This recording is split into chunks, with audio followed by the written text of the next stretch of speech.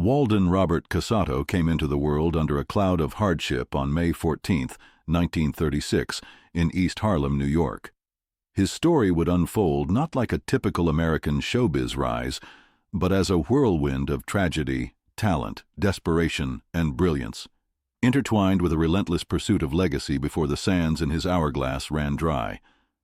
From his earliest moments, Bobby Darin wasn't just fighting for attention, he was fighting to survive.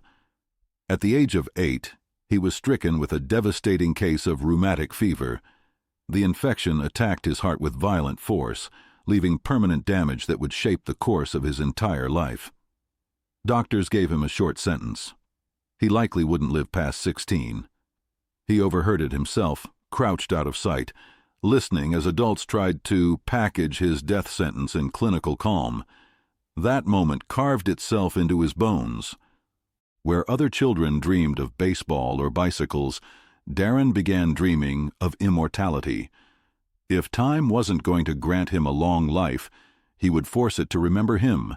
He became obsessed with achievement, clawing his way through adversity with the force of a tidal wave.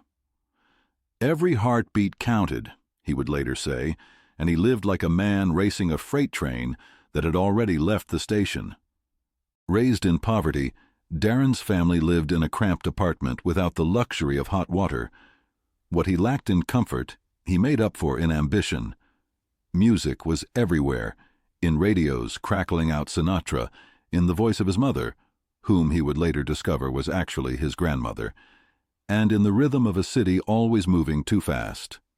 He taught himself instruments with uncanny ease. Piano, drums, guitar, harmonica, and xylophone all fell under his command. But the greatest deception of his early life wasn't his illness, it was his family secret.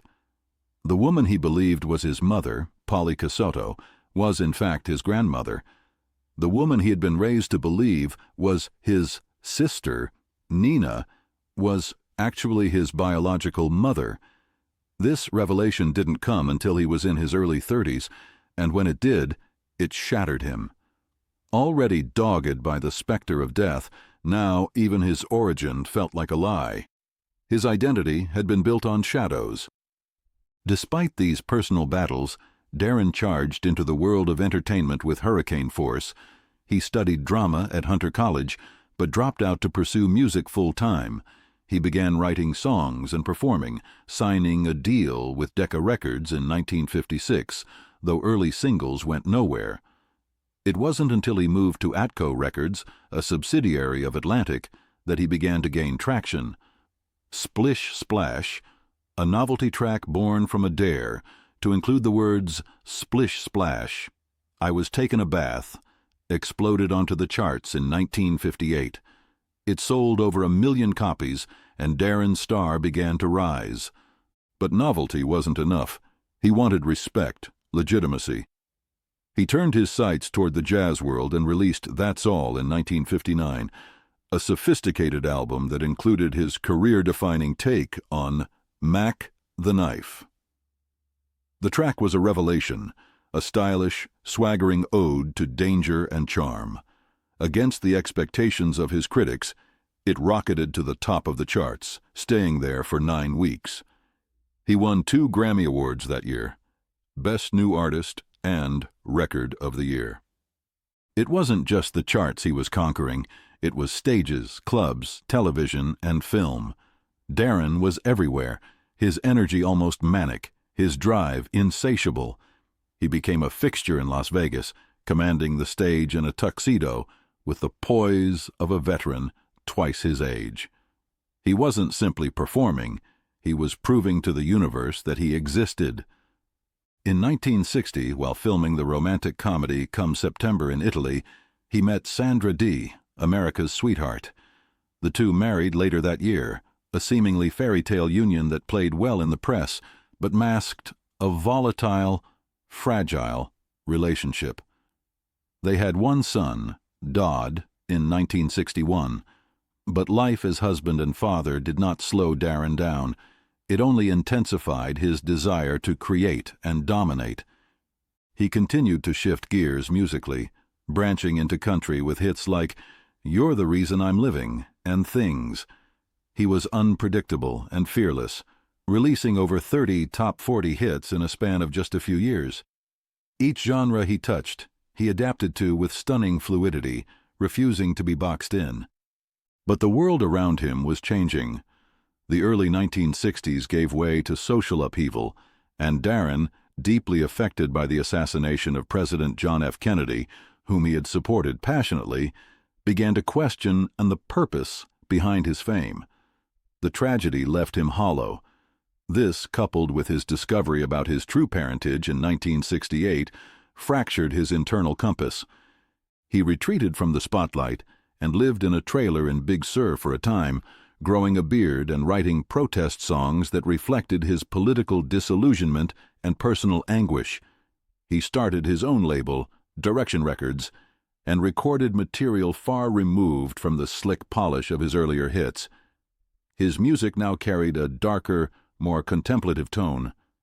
Simple Song of Freedom, which he wrote during this period, became an anthem of the time, though it found greater success when recorded by Tim Hardin. Still, the pull of the stage never fully left him. He returned to performing in the early 1970s, now more subdued but no less captivating. The tuxedos remained, but his face was thinner, his body more brittle. He suffered a second round of heart surgery in 1971, this time involving 2 artificial valves. He made jokes about it on stage, but the pain was real. His body was deteriorating. By 1973, the warning signs had become impossible to ignore. Simple activities left him breathless. Infections came easily and stayed too long. During the filming of The Bobby Darin Show, a variety series he hosted, he collapsed repeatedly. Still, he pushed on. He had always pushed on. That December, fate delivered its final blow through something absurdly ordinary, a dental visit. What should have been a routine procedure spiraled into catastrophe when bacteria from the operation seeped into his bloodstream. For most people, it would have been an inconvenience. For Bobby Darin, it was a time bomb. His body, already ravaged by years of strain, surgery, and silent suffering, couldn't mount a defense. The infection spread with merciless speed, poisoning the very system he had spent decades outrunning death to protect. Within days, he was rushed back to Cedars-Sinai Medical Center, the same place that had become a second home, or perhaps a battleground. Doctors, now familiar with the terrain of his broken heart, prepared for yet another high-risk surgery, this time to replace his failing valves. The operation dragged on for over 6 hours, a grueling race against a body that had simply run out of reserves. His heart had given all it could, and in the sterile quiet of the recovery room, surrounded by machines and whispered prayers, Bobby Darin slipped into a coma. He never opened his eyes again. On December 20th, 1973, the man who had refused to be defeated by time finally ran out of it. 37 years old, still dazzling, still unfinished, still full of fire the world would never see again. His death didn't come with a grand farewell, a packed theater, or a spotlight fading to black. It came quietly, in the hush after the storm, like the final note of a song too beautiful to last. He didn't want a funeral. He didn't want people to mourn in churches or whisper about what could have been. He donated his body to medical science, a final, stoic gesture from a man who had tried to outrun the very thing that consumed him. And yet, despite his short life, his voice never faded. His recordings live on, ricocheting through time with all the urgency he poured into them. Mac the Knife still purrs with danger. Beyond the Sea still sways with yearning. His music has appeared in films, commercials, and television long after his death, reminding new generations of a man who lived with more intensity in 37 years than most do in twice that span. Bobby Darin never stood still. He couldn't. Every genre he explored, every stage he conquered, every lyric he crafted was a bullet fired into the darkness, a challenge hurled at the hands of fate. He never pretended to be perfect. He simply demanded to be heard. And he was,